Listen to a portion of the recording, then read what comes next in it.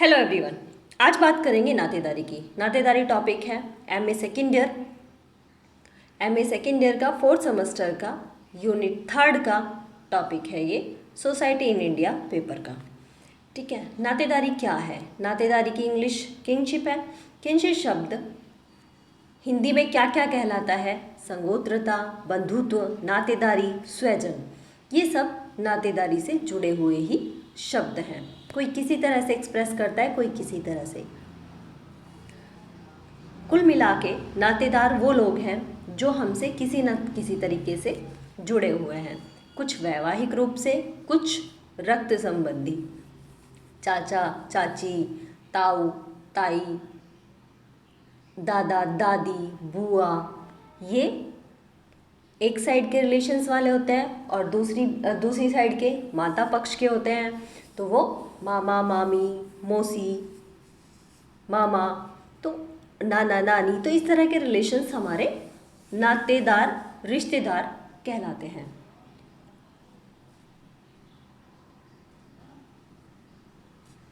किसी को मेरी आवाज़ की स्पीड कम लगे तो अपनी स्पीड तेज़ कर लेना, और यदि ये पेपर ना दिखाई दे रहा हो तो आप इसकी पिक्चर क्वालिटी सही कर लेना और तब इसको देख लेना। मैंने बुक को इसलिए रखा है क्योंकि बहुत से बच्चे फिर पूछते हैं कौन सा कहाँ से कॉन्सेप्ट है, तो ये तुम्हें ना पूछना पड़े, इसकी ज़रूरत ना पड़े। अगर मैं नोट्स तुम्हें बना कर दूँ तो जो हम पढ़ेंगे, जो हम समझेंगे, केवल हेडलाइंस को पढ़ेंगे और समझेंगे, तो उसके अकॉर्डिंग जो नोट्स बनते हैं वो उसकी हेल्प से आप बना लेना। मैं सामने पूरी बुक है, आप जो सी डेफिनेशन लेना चाहे वो डेफिनेशंस ले सकते हैं। हम बात करते हैं नातेदारी का अर्थ एवं परिभाषा की। अर्थ हमने देख लिया क्या है, अब देखते हैं परिभाषाएं। परिभाषाएं क्या कहलाती हैं? चार्ल्स विनिक कहते हैं संगोत्रता नातेदारी को परिभाषित करते हुए लिखते हैं कि संगोत्रता मतलब कि नातेदारी व्यवस्था में समाज द्वारा मान्यता प्राप्त वे संबंध आ सकते हैं जो कि अनुमानित और वास्तविक वंशावली संबंधों पर आधारित हों। ठीक है, जो भी हमारी वंशावली से संबंधित होते हैं रिश्तेदार, वो सभी नातेदारी के अंतर्गत आते हैं, जो भी हमारी वंशावली से संबंधित होते हैं। दूसरा आता है रैडक्लिफ ब्राउन। रैडक्लिफ ब्राउन कहते हैं नातेदारी सामाजिक उद्देश्यों के लिए स्वीकृत वंश संबंध है जो कि सामाजिक संबंधों के परंपरात्मक संबंधों का आधार है। मतलब जो हमारे परंपरागत रूप से जो संबंध चले आ रहे हैं, जो हमारी वंशावली चली आ रही है, उसको एक्सप्रेस करते हैं संगोत्रता और बंधुत्व, और यही नातेदारी कहलाता है। ठीक है, नेक्स्ट चलता है लूसी मेयर। लूसी मेयर कहता है बंधुत्व में, मतलब कि नातेदारी में, चाहे बंधुत्व कहे, चाहे संगोत्रता कहे, चाहे नातेदारी कहे, एक ही बात है। बंधुत्व में सामाजिक संबंधों को जैविक शब्दों में व्यक्त किया जाता है। ठीक है, जैविक शब्दों में वही कि जो हमारे ब्लड से रिलेटेड है या फिर किसी न किसी प्रकार से वो हमसे संबंधित होते हैं जैविक रूप में, चाहे माता से संबंधित हो, चाहे पिता से संबंधित हो। माता के रक्त संबंधी तो भी हमारे संबंधी हैं, पिता के रक्त संबंधी तो भी हमारे संबंधी होते हैं। फिर आता है रॉबिन फॉक्स। रॉबिन फॉक्स कहते हैं नातेदारी की अत्यंत सरल परिभाषा यह है कि नातेदारी केवल मात्र स्वजन अर्थात वास्तविक ख्यात अथवा कतिपय समरक्त वाले व्यक्तियों के मध्य संबंध, जो समरक्त रूप से व्यक्ति हमसे संबंधित होते हैं, तो वही हमारे नातेदार कहलाते हैं। रॉबिन फॉक्स ये कहते हैं। लूसी मेयर भी कहीं ना कहीं यही कहते हैं कि जो भी जैविक रूप से जुड़े होते हैं, चाहे वो हमारी माता के साथ जुड़े हों या फिर हमारे पिता के साथ संबंधी हैं, तो होंगे वो रक्त संबंधी ही। ठीक है, नेक्स्ट चलता है।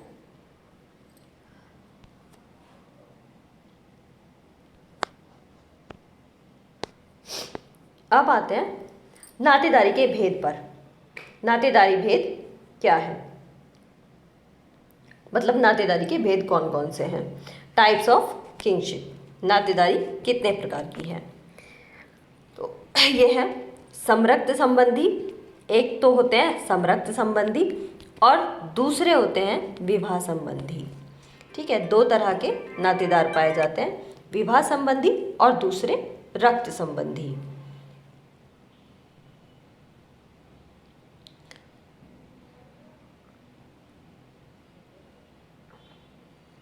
जैसे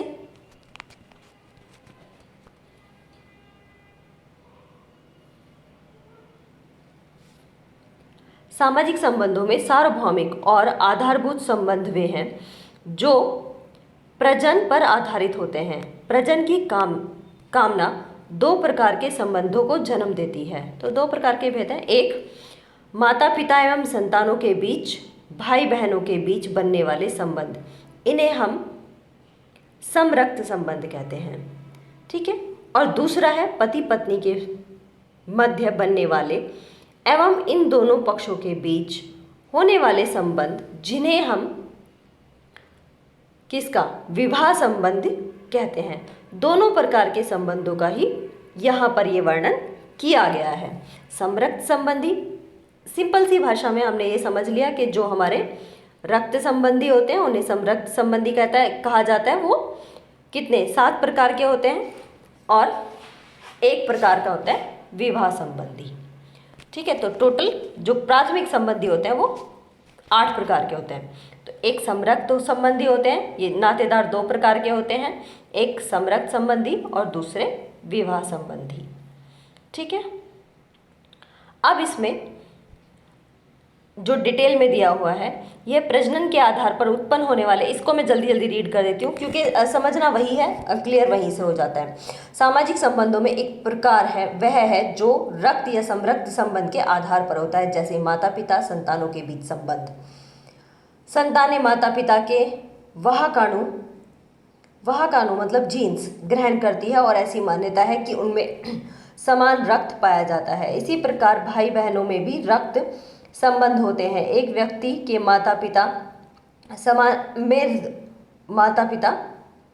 भाई बहन, दादा दादी, नाना नानी, मामा चाचा, बुआ आदि रक्त संबंधी होते हैं, लेकिन रक्त संबंधियों के बीच सदा ही प्राणी शास्त्रीय संबंध होना आवश्यक नहीं है। उनके बीच काल्पनिक संबंध भी हो सकते हैं। इन संबंधों को यदि समाज स्वीकृति देता है तो वो वास्तविक संबंधों की तरह ही माने जाते हैं। अतः रक्त संबंधों में जैविकीय तथा तथ्य इतना महत्वपूर्ण नहीं है जितना कि सामाजिक मान्यता का तथ्य। विशिष्ट समाजों में हमें इनके अनेक उदाहरण मिलते हैं। जैसे मलेशिया के ट्रोबियांडा द्वीप निवासियों में वास्तविक पिता कभी कभी अज्ञात होता है, लेकिन परंपरा अनुसार संतान का पिता वही माना जाता है जो उस लड़के से विवाह करता है। गोद लेने वाली मां प्रथा इसका सार्वभौमिक उदाहरण है। जिस व्यक्ति को गोद लिया जाता है उसके प्रति सभी जगह ऐसा व्यवहार किया जाता है कि जैसे वह जैविक रूप से ही उसकी संतान हो। ठीक है, तो उदाहरणों के तौर पर ये समझाया गया है कि चाहे किसी ने पुत्र या पुत्री को गोद लिया है तो वो भी एक जैविक संबंधी तो नहीं है, रक्त संबंधी तो नहीं है, लेकिन उन्होंने उसको आधिकारिक तौर पर अपना बच्चा बनाया है तो वो भी उसका नातेदार या रिश्तेदार ही कहलाएगा। ठीक है, नेक्स्ट चलते हैं। ये विवाह संबंधी हो गया, जिससे जो आपके विवाह से संबंधित व्यक्ति होते हैं। जैसे इसमें केवल पति पत्नी, जैसे सास ससुर, ननंद, भौजाई, जीजा साली, साला संबंधी, ये साडू, फूफा, भाभी, बहू आदि इन संबंधियों के व्यक्तियों को इस संदर्भ में ही प्रकट किया जाता है। अब क्या है, सास बहू, ससुर बहू, पति पत्नी, जीजा साली, देवर भाभी, ननंद भौजाई, साला बहनोई, मामी, भांजा, भतीजा, फूफा आदि इस श्रेणी में रखे जाएंगे, क्योंकि जिस व्यक्ति की जब तक विवाह नहीं हुआ है तब तक वो किसी का फूफा नहीं है, किसी का बहनोई नहीं है, तो जब किसी की शादी होगी तो उसके साथ बहुत सारे रिश्ते भी जुड़ते हैं। जैसे वो किसी का जीजा तभी बनेगा जब उसकी शादी होगी, वो किसी का दामाद तभी बनेगा जब उसकी शादी होगी। तो इस तरह से बहुत सारे रिश्ते जो हैं वो विवाह पे डिपेंड करते हैं। अब चलते हैं नातेदारी की श्रेणियों पर, इसकी कैटेगरीज ऑफ किंगशिप, कैटेगरीज कितनी श्रेणियों में इसको बांटा गया है। तो नातेदार 3 प्रकार के बताए हैं। किसने? मर्डॉक ने नातेदारी की स्टडी बहुत डीप की है, तो इन्हीं का नाम आता है सबसे पहले नातेदारी के संबंधों में। नातेदारी 3 प्रकार की होती है, पहला प्राथमिक, दूसरा द्वितीयक और तीसरा तृतीयक। तो प्राथमिक जो नातेदार होते हैं वो 8 प्रकार के होते हैं, सीधे सीधे। जो रक्त संबंधी होते हैं इसमें 7 प्रकार के, और एक होता है विवाह संबंधी। इसमें है पिता पुत्र 1, पिता पुत्री 2, माता पुत्र 3, माता पुत्री 4, भाई भाई 5, भाई बहन 6, बहन बहन 7। ठीक है, ये सभी रक्त संबंधी हैं। और पति पत्नी का प्राथमिक संबंध विवाह पर आधारित होता है। तो ये 8 प्रकार के प्राथमिक संबंधी होते हैं। क्लियर? जो आपसे सीधे सीधे जुड़ा है, जैसे आपकी मम्मी है तो वो आपकी प्राथमिक है, जैसे आपके पापा हैं तो वो आपके प्राथमिक हैं, जैसे आपकी बहन है तो वो भी प्राथमिक है, भाई है तो भी प्राथमिक है। ठीक है। दूसरा आता है दैत्तिक संबंधी। दैत्तिक संबंधी में जो प्राथमिक संबंधी के प्राथमिक संबंधी होते हैं वो आपके द्वितीयक संबंधी होंगे। जैसे कि आपके दादी दादा आपके पिता के प्राथमिक संबंधी हैं तो वो आपके द्वितीयक संबंधी होंगे। नाना नानी आपकी माता के प्राथमिक संबंधी हैं तो आपके द्वितीयक संबंधी होंगे। ठीक है। तो इसके उदाहरण है चाचा, भतीजा, मामा, नाना, नानी आदि विवाह द्वारा बने नातेदार होते हैं। ठीक है। और ये फिर क्या आता है, द्वितीयक संबंधियों के हम सास ससुर, साला बहनोई, साली, देवर भाभी आदि को गिन सकते हैं। और ये टोटल कितने मर्डॉक ने बताए, ये 33 प्रकार के होते हैं। ठीक है, मैंने बता दिया जो आपके प्राथमिक संबंधी के प्राथमिक संबंधी है वो आपके द्वितीयक संबंधी होंगे। अगर आपका भाई आपका प्राथमिक संबंधी है तो आपके भाई की पत्नी जो है वो आपकी द्वितीयक संबंधी होगी। ठीक है, क्योंकि वो आपके भाई की प्राथमिक संबंधी है। आपके दादी दादा हैं वो आपके पेरेंट्स के प्राथमिक संबंधी हैं तो वो आपके द्वितीयक संबंधी होंगे। क्लियर? अब आता है तृतीयक संबंधी। मर्डॉक ने बताया जो तृतीयक संबंधी हैं, जो भी हमारे प्राथमिक संबंधियों के द्वितीयक संबंधी होंगे तो वो आपके तृतीयक संबंधी होंगे। क्लियर सी बात है। जो हमारे द्वितीयक संबंधियों के प्राथमिक संबंधी होंगे, ऐसे भी कह सकते हैं, या हमारे प्राथमिक संबंधियों के द्वितीयक संबंधी होंगे तो वो आपके तृतीयक संबंधी होंगे। जैसे कि आपके पापा के दादाजी तो वो आपके तृतीयक संबंधी होंगे और आपके पापा के वो द्वितीयक संबंधी हैं। ठीक है। और आपके पापा हुए पापा के पापा, फिर कि आपके दादाजी के वो प्राथमिक संबंधी हैं। आपके जो द्वितीयक संबंधी हैं वो आपके दादाजी हुए और दादाजी के प्राथमिक संबंधी आपके तृतीयक संबंधी हुए। ठीक है। और भी हम इसको क्लास में डिस्कस कर सकते हैं अगर ना समझ आए तो। हाल तो इसमें ना समझने वाली कोई बात नहीं है कि हमारे पेरेंट्स हैं, हमारे पेरेंट्स के पेरेंट्स मतलब कि हमारे दादाजी, तो वो हमारे द्वितीयक संबंधी हुए, और दादाजी के प्राथमिक संबंधी हुए उनके पिता तो हमारे परदादा हमारे तृतीयक संबंधी हुए। यही आपके जो पिता हैं, पिता के दादा उनके द्वितीयक संबंधी हैं, जो हमारे प्राथमिक संबंधों के द्वितीयक संबंधी है वो हमारे तृतीयक हैं, और जो हमारे प्राथमिक संबंधियों के प्राथमिक संबंधी है वो हमारे द्वितीयक संबंधी हैं। अपने आप को खड़ा करो और उसको देखो। तो मर्डॉक ने तृतीयक प्रकार के जो ये संबंधी हैं ये 151 प्रकार के बताए हैं। प्राथमिक संबंधी हमारे 8 प्रकार के होते हैं, 7 प्रकार के रक्त संबंधी और एक विवाह संबंधी। द्वितीयक संबंधी हमारे 33 प्रकार के होते हैं और तृतीयक संबंधी हमारे 151 प्रकार के होते हैं। ठीक है, इसमें यही सबसे ज़्यादा इम्पोर्टेंट चीज़ है। बाकी तो मजूमदार ने क्या है, क्या क्या कहा है, संगोत्र संबंधी ये सब बताए हैं, तो ये सारी चीज़ें और इम्पोर्टेंट नहीं है इसकी।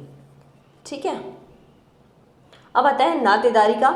इसमें दो जो विधियां हैं वो यूज़ की हैं इसमें, विशिष्ट वर्णात्मक, विशिष्ट और दूसरी वर्णात्मक। इनका कोई यूज़ नहीं होता, बस एक तो श्रेणियाँ बता दी जाती हैं और दूसरा उनके प्रकारों को कैसे डिवाइड किया गया है। रीतियाँ, परिहार और विमुक्ता। हाँ, ये चीज़ें हैं, कुछ रीतियाँ बताई गई हैं, ये थोड़ी इम्पोर्टेंस रखती हैं कि किन से हमारे परिहास के संबंध हैं और किससे हमारे परिहार के संबंध हैं। तो ठीक है, ये रीतियाँ हैं कि किस किस तरह से हमारे रिश्तेदारों के साथ हमारे संबंध स्थापित होते हैं, किन से हमें बात करनी है और किन से हमें दूरी बनानी है। ठीक है, विमुक्ता मतलब जैसे जेठ का रिश्ता होता है तो उससे हमें विमुक्ता रखनी है, उसे हमें नहीं बात करनी है, पर्दा प्रथा जहाँ पर काम आती है। ठीक है, और जो हमारे परिहास संबंधी होते हैं, परिहास और परिहार दो एक दूसरे के विपरीत हैं। परिहास, हास जहाँ पर आ गया तो वहाँ पर आपका हंसी मजाक, मतलब हंस सकते हैं। परिहास गाली गलौज कर सकते हैं, मतलब भद्दे कमेंट कर सकते हैं, तो उनसे आप परिहास कर सकते हैं। और परिहार, जहाँ पर परिहार है तो वहाँ पर ये वाले संबंध नहीं होते, उनसे आप हंसी मजाक नहीं कर सकते। जीजा साली परिहास संबंध है, जीजा साला परिहास है, देवर भाभी परिहास है, ननंद भाभी परिहास है, तो इसमें सारे के सारे आपको दिए हुए हैं। परिहास आप हंस सकते हो उनके साथ, परिहार तो उनसे आपको दूर ही रहना है, उनसे आप परिहास नहीं कर सकते। उनके और आपके बीच जो है वो संबोधन रेस्पेक्ट का रहेगा। ठीक है, और कई चीज़ें ऐसी होती हैं जहाँ पर आपको एक संबोधन का इस्तेमाल करना पड़ता है, जैसे गुड्डू के पापा या चिंकी के पापा, इस तरह से जो औरतें हैं वो एक संबोधक वर्ड का यूज़ करती हैं अपने पति को बुलाने के लिए या फिर पत्नी को बुलाने के लिए, तभी भी वो संबोधक वर्ड का यूज़ करते हैं। ए जी, ओ जी, मतलब इस तरीके से जो बीच वाले वर्ड होते हैं उन्हें माध्यमिक संबोधन के वर्ड भी कहा जाता है। ठीक है, इसके बहुत सारे उदाहरण दिए हुए हैं कि कई समाजों में जहाँ संबंधी को उनके नाम से पुकारना मना होता है, उसे पुकारने के लिए कई माध्यमिक शब्दों को बनाया जाता है। उदाहरण के लिए अमुक के पिताजी, मतलब अभी मैंने बताया चिंकी के पिताजी और उसके पिताजी, टायलर ही पहला व्यक्ति था जिसने माध्यमिक संबोधन शब्द को मानव शास्त्रीय साहित्य में प्रयोग किया। ठीक है, इसमें टायलर का नाम आएगा कि संबोधन शब्द का जो प्रयोग किया वो सबसे पहले टायलर ने किया सोशियोलॉजी में। ठीक है, इस प्रथा के प्रचलन टायलर, फ्रेजर, लावी आदि दुनिया के विचित्र भागों में पाया। ठीक है, इन्होंने इसकी स्टडी की, टायलर ने, फ्रेजर ने और लोवी ने। इन्होंने पाया कि जगह जगह दुनिया के हर कोने में इस तरह से संबोधित जो माध्यमिक संबोधन के शब्द होते हैं उनका इस्तेमाल किया जाता है, जैसे कि दक्षिण अफ्रीका, पश्चिमी Canada, Bharat, Australia, New Guinea, Malaya, चीन, उत्तरी Siberia, British Columbia, Andaman, Lanka, Fiji द्वीप आदि में इन्होंने स्टडी की और ये पाया कि वहाँ पर संबोधन के वर्ड पाए जाते हैं। माध्यमिक संबोधन की रीति की उत्पत्ति मात्र सत्तात्मक परिवारों के कारण मानते हैं टायलर। ऐसे परिवारों में स्त्रियों की प्रधानता एवं सर्वोच्च सत्ता थी। पति बाहर का व्यक्ति होने से उसकी परिवार में उच्च स्थिति नहीं थी, तो इस तरह से वहाँ पर मात्र सत्तात्मक परिवारों में अधिकतर ये शब्दों का इस्तेमाल किया जाता है। तो परिवारों के जैसे रिश्तेदारी और नातेदारी इनमें होती है, तो इनमें बताया गया मातुल्य जहाँ पर माओ की ही सत्ता होती है, उन फैमिलीज को मातुल्य परिवार कहा जाता है। टोबियाड द्वीप में मेलानोव्स्की ने ही संघर्ष का उल्लेख किया, जब कभी पिता का लगाव अपने पुत्र के प्रति अधिक हो जाता है तो भांजे के बजाय पुत्र को ही अपनी संपत्ति देना चाहता है। ठीक है, एक है पितृश्रव्य, जो अपने पिता के साइड से जो लोग अपने रिलेशंस में होते हैं, जैसे कि चाचा, ताऊ, बाबा, तो ये पितरों की साइड से होते हैं और उनके जो पिता की जो संपत्ति है उसका अधिकार उनकी बुआ को दिया जाता है। जिस प्रकार मातृ सत्तात्मक परिवार में मामा का अधिक महत्व होता है, वैसे ही पितृसत्तात्मक परिवार में पिता की बहन, जिसे पितृश्रवा भी कहते हैं, का विशेष महत्व पाया जाता है। उसे अधिक बुआ को सबसे ज़्यादा अधिक सम्मान मिलता है। वहीं बुआ की संपत्ति का उत्तराधिकारी भी उसका भतीजा होता है और उसकी संपत्ति को मनमाने ढंग से खर्च करता है। भारत में टोडा जनजाति के बच्चे का नामकरण उसकी बुआ करती है। कुछ जनजातियों में बुआ ही दाह संस्कार की क्रिया भी करती है। दक्षिण अफ्रीका में जनजातियों में बुआ के सम्मान की यह प्रथा प्रचलित है। इस प्रथा के बारे में चैपल तथा क्रून का मत है कि संबंधियों में विवाह के बाद सामाजिक अंतःक्रिया शिथिल होने की संभावना होती है, जिसे उन्हें